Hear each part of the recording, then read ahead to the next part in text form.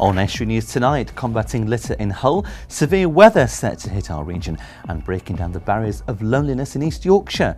And later in tonight's programme, Ian Williams and Gary Walters on a grand concert in Grimsby. Before that, Dr Andrew Mowat on refugee doctors in Lincolnshire.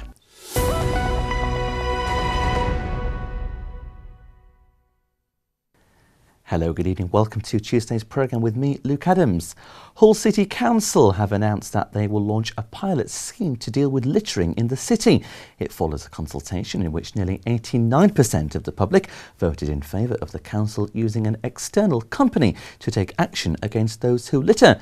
Those found to be littering will be issued with on-the-spot fines of up to £75. The scheme is expected to start by the end of January. The chairman of the Homes and Communities Agency, HCA, Sir Edward Lister, has visited Hull. His visit was to launch a £120 million regeneration programme in the north of the city.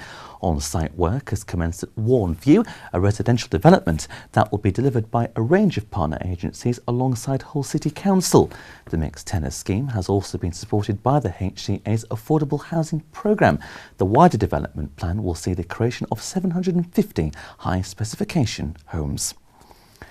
A yellow weather warning is in place for Yorkshire and the Humber. Storm Aileen is expected to bring strong winds with gusts of up to 60 miles per hour tonight and into tomorrow morning.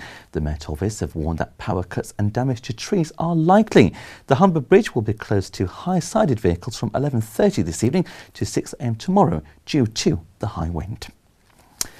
The University of Hull are planning to host more cultural events after reporting record visitor numbers for their part of Hull 2017.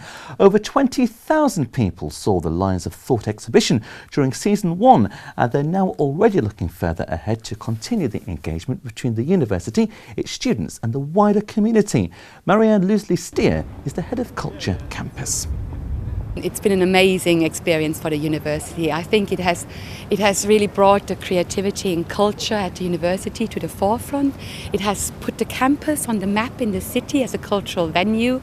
We have seen over 50,000 visitors coming to our events on campus, which is double from the number of visitors for the whole year before. So it's been a great success, and I think as well it's been a great platform for our students, for our staff to engage with the programme. Staff have contributed through their research, through their knowledge, their expertise, and students have had an opportunity to take part in the programme. We're working very hard on our legacy at the moment and now devising a cultural programme strategy. We're planning and programming for next year already, and I think this year has enabled us to attract, for example, the British Science Festival to Hull next year, which will definitely be a great legacy of City of Culture. And we're also in conversation with various other exhibitions. So yes, watch this space. Residents living in a tower block in Immingham have until midnight tonight to have their say on the future of their homes. The housing charity Shoreline launched a consultation in July on the future of the 9 blocks to the north of the Washdyke estate. It was launched after the charity indicated the financial cost of maintaining the blocks would drain their finances. A final decision on the flat's future will be announced before the end of October. Hull's older residents who could be lonely or suffering from dementia are being given the chance to take part in a series of reminiscence sessions. The Sporting Memories Network will be holding the groups in Anlaby, offering people a chance to relive their area's sporting achievements whilst breaking down the barriers of loneliness. Fred McNamara has more. Memories of Hull's sporting heritage are being used to tackle loneliness, depression and dementia. The Sporting Memories Network provides reminiscence sessions for older people, and they found their way to Anlaby in Hull. The reminiscence sessions offers Hull's older residents the chance to break down those feelings of isolation. I actually found them on Twitter. I was quite excited when I saw that they had been encouraging people to play darts in their local library in North Allerton. And it sort of went from there really. I met Megan, who is somewhere in the crowd behind me, and we just thought it was the perfect opportunity. We already have really successful reminiscence sessions in East Riding libraries, and it would be the perfect add-on for our customers. So I think everyone probably knows, don't they, about the sort of rich sporting history that we have here in the East Riding and Hull, and I think that there's a lot of people, like men in particular, who would hold on to those memories and wouldn't really have the opportunity to talk about them as much as they would like to. So here we've got all the resources, we've got staff fully trained, and we're just going to encourage people to talk about it, basically. Just bring any memories that they have to their local library and their sessions. Vibrant India is set to be showcased in Hull this weekend. Hull Indian Mela is a spectacular celebration of the country and will see performances from exotic dancers alongside authentic Indian food. The event, taking place on Saturday, has been organised by the Hull and East Riding of Yorkshire Hindu Cultural Association. Tapan Mapatra of the association says the event will highlight India's rich culture. Well, Indian Mela is an event which brings in all the culture of India into one place. You can, if anybody visiting us, will experience the color, the vibrancy, and the dance, the music, the food, and the stalls from various parts of India, where you can have it all in one place. Really. Well, this year is obviously a special year for us. In the past, we've had 2,000 to 3,000 people visiting us throughout the day. We do expect many more to come in this year, and it's part of what the city has seen in the recent months.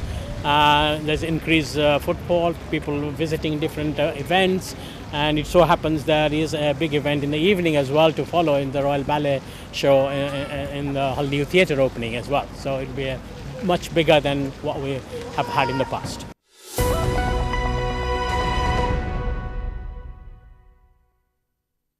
Refugee doctors are being retrained to deal with a shortfall in the NHS in Lincolnshire. I'm joined now by Dr Andrew Mowat, chairman of the project, to tell me more about it. Good evening, Andrew. Welcome to the programme. Thank you very much indeed for coming in.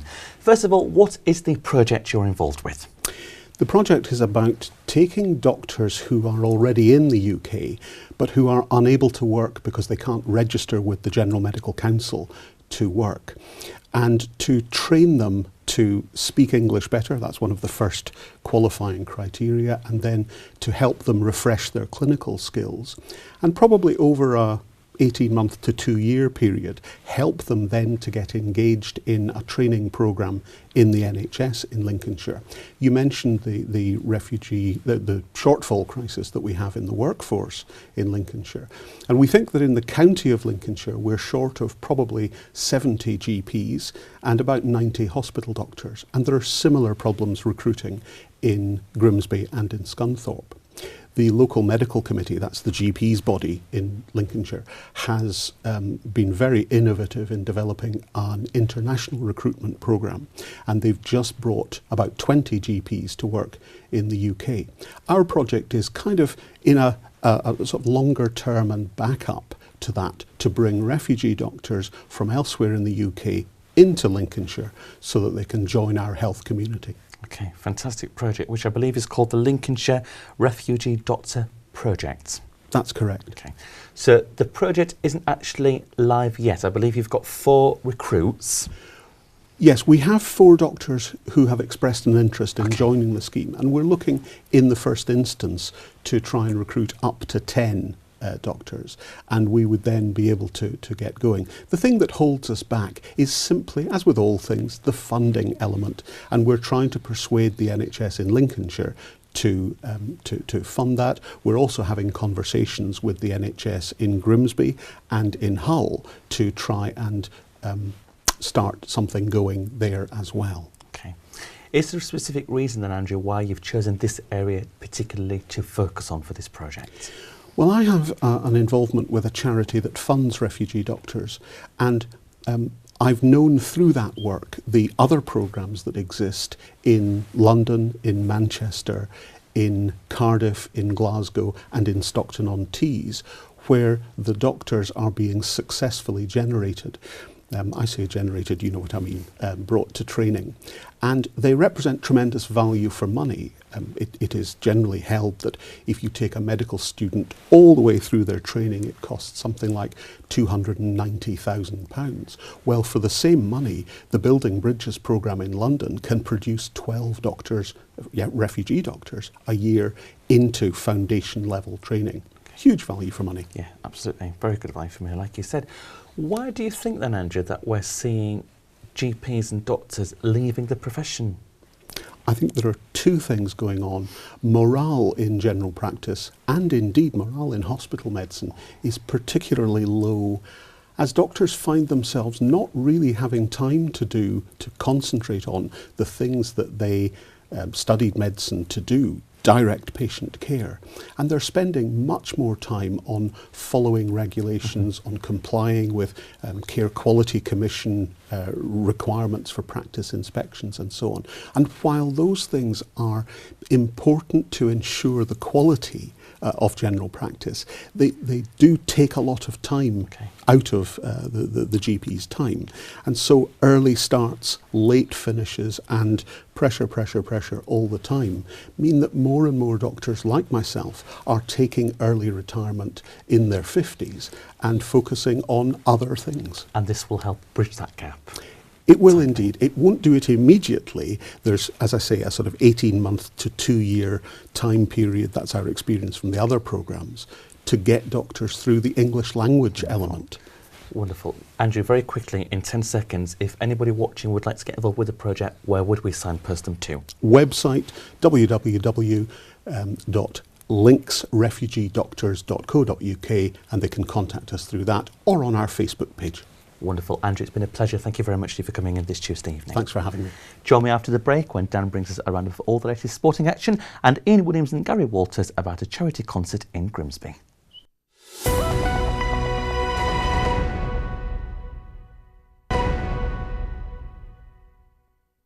Welcome back to Estuary News. Still to come this Tuesday evening, Dan brings us a roundup of all the latest sporting action and Ian Williams and Gary Walters tell me about Grimsby's grand concert.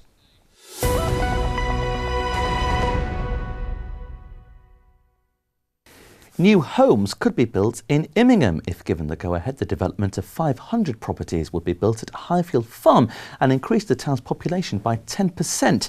The development forms part of North East Lincolnshire Council's local plan. A formal application will be submitted later in the year if approved.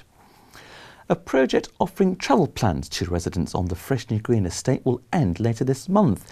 The residential planning project has seen a team of travel advisors hit the street to gain an insight into the different modes of transport used by residents.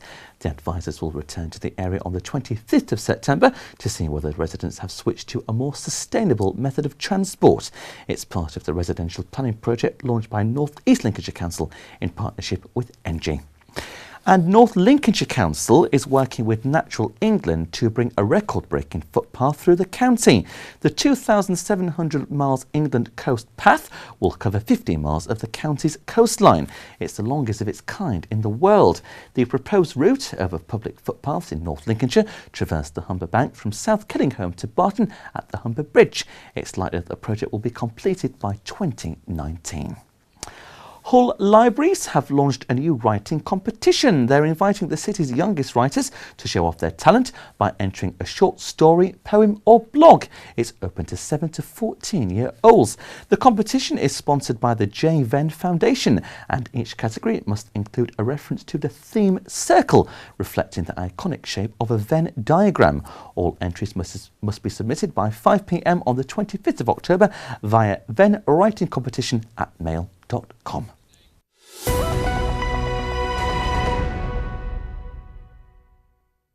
Now, a grand concert is coming to Grimsby next month, all in aid of charity. To tell me more, Ian Williams and Gary Walters join me on the server. Good evening, gentlemen. Welcome to the programme. Thank you very much. Good evening. For coming in. First of all, Ian, what is this concert you're involved with?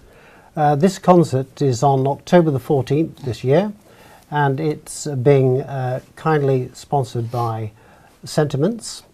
It involves the Orpheus Male Voice Choir and the Tonner Male Voice Choir from Neath, South Wales, and some very talented young musicians who are going to be joining us as guests. and it's in aid of Marie Curie Cancer Care, their local branch, and we very much hope that we're going to raise a substantial amount of money for them. Okay. You're part of the Orpheus Male Voice Choir, and I believe as part of this gig you've pledged a £500 donation, so the fundraising is already in motion, isn't it? That's absolutely right. Yes, we've adopted the Marie Curie Cancer Care as our charity this year, and we have pledged to put £500 in as an initial contribution to kick the whole thing off. Okay. Why did you choose that charity specifically, Ian?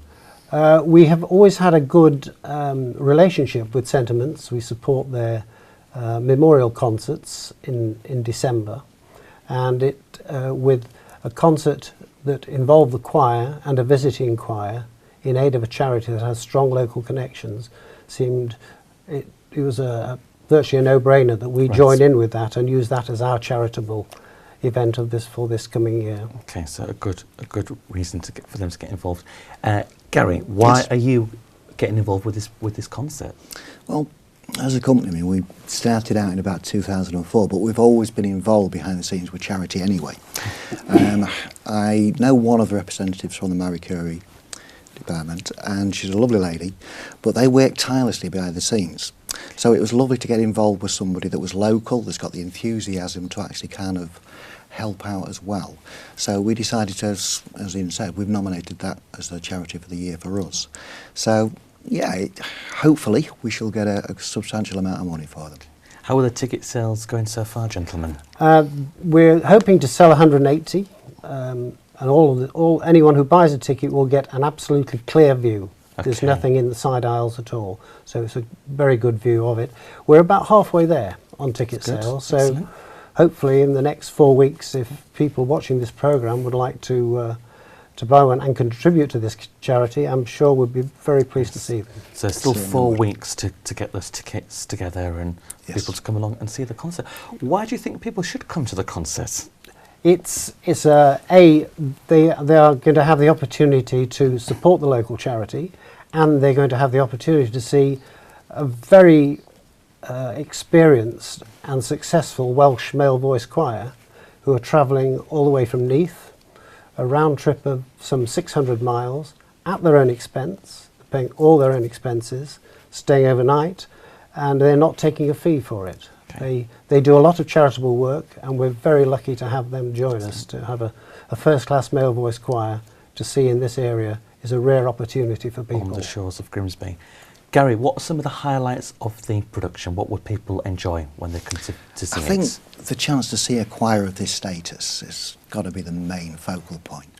And like Ian said, we've got to thank them for coming over. I mean, they do a lot of these types of things, but they only do it for charity, so I was very lucky to get them.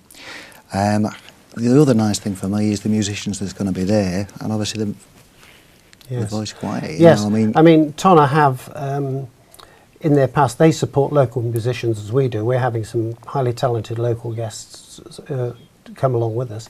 But in the past, there's quite a good young singer on the scene now called Catherine Jenkins. Yeah, Heard of course, her? yes, I have She indeed. sang with Tonna in her early right. days. Okay. And Rebecca Evans, who last year was the principal soprano at the Royal Opera House, Covent Garden, was also a young performer at Tonna. So they have a So very tremendous, prestigious. they have a real history of bringing on musical talent. Excellent. And I believe our very own Hugh Riches is going to be emceeing this fantastic concert. None other than. Hugh helped us 3 years ago we did a celebration of youth music, and he was very helpful then. And we're delighted that he can come and MC this event, and obviously kick it off to a Absolutely. good And I'm start. sure he will do a sterling and grand job. I'm sure he will. Ian, the Orpheus Male Choir dates back to about 1949, I believe, doesn't it? It is, yes. I'm not an original member, by the way. You look well for it, sir. How long have you been involved with the choir? I've only been involved about 5 years. I got involved because my daughter was the assistant accompanist for a while. Right. And I think she twisted my arm to come and join the choir. And you obviously enjoy being part of it? Very and, much so. And being involved with great productions like this? Indeed. Okay. Indeed. Now, if people want to get tickets for this concert, you've sold it to me, how can they get tickets? They can get tickets from myself, and my telephone number is 233 687, or they can go to the Grimsby Minster Coffee Shop on mornings on Tuesday to Friday, and they are on sale there. Or Marie Curie on 210776 will also have tickets for them. Okay, so lots of ways for people to get those tickets Absolutely, ahead of the big night. And just remind me where it's taking place again. It's at the Minster. Okay. Lovely setting. Absolutely. Beautiful for singing. Yes. Tremendous acoustics. Excellent. Wonderful. All the best with the rehearsals. Thank you very much for coming, and good luck for the night. Well, thank you very much indeed. Thank you. Now here's Dan with all the sport.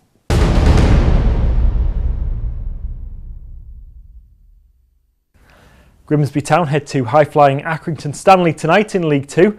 Zach Mills will miss the game at the Wham Stadium with a hamstring injury.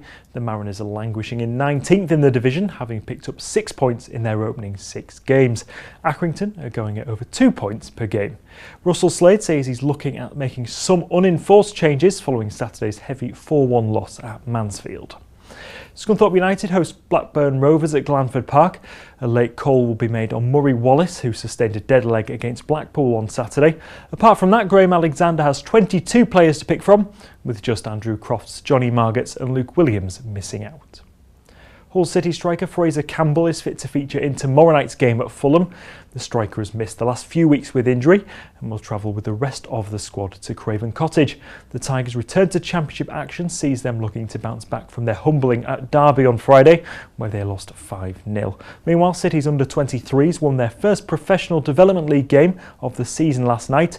Tom Powell and Tyler Hamilton scored the goals in the win at Cardiff. Lee Radford has named 3 changes to his 19-man squad for Thursday's game against Wakefield for Hull FC. Gareth Ellis, Steve Michaels and Carlos Tuamavave are all back. Jansen Turgid, Massi Matonga and Jack Downs all drop out. The game is at the KCOM Stadium on Thursday, kicking off at 8 o'clock. Elsewhere, Liam Watts has avoided disciplinary action in the RFL's latest round of charges. Watts was sent off for a shoulder charge in last week's game against Wigan. And finally, some rugby union results from the weekend. Hull Ionians lost 15-27 to Modin Park, while Hull IUFC won 30 points to 0 at Pocklington. Scunthorpe won 38-33 against Newbold. Meanwhile, Hullensians lost 17 points to 5 at home to Old Bodleians. Josh Langford scored the only try of the game from the home side in a tough encounter.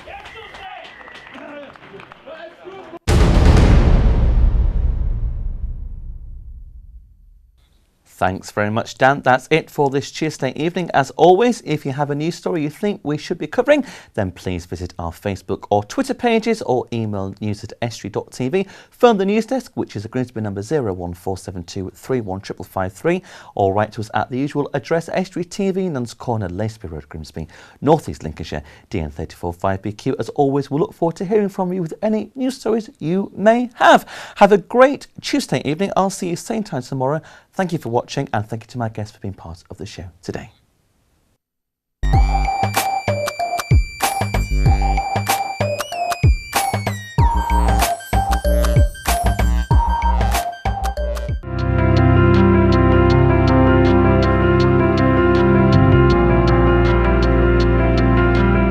The weather on Wednesday will have a cloudy start to the morning, heavy rain in the afternoon and a yellow weather warning for strong winds, and a maximum temperature of 15 degrees. On Thursday it will be a wet start to the morning, it brightens up in the afternoon, it will be less windy than of late, and a maximum temperature of 15 degrees.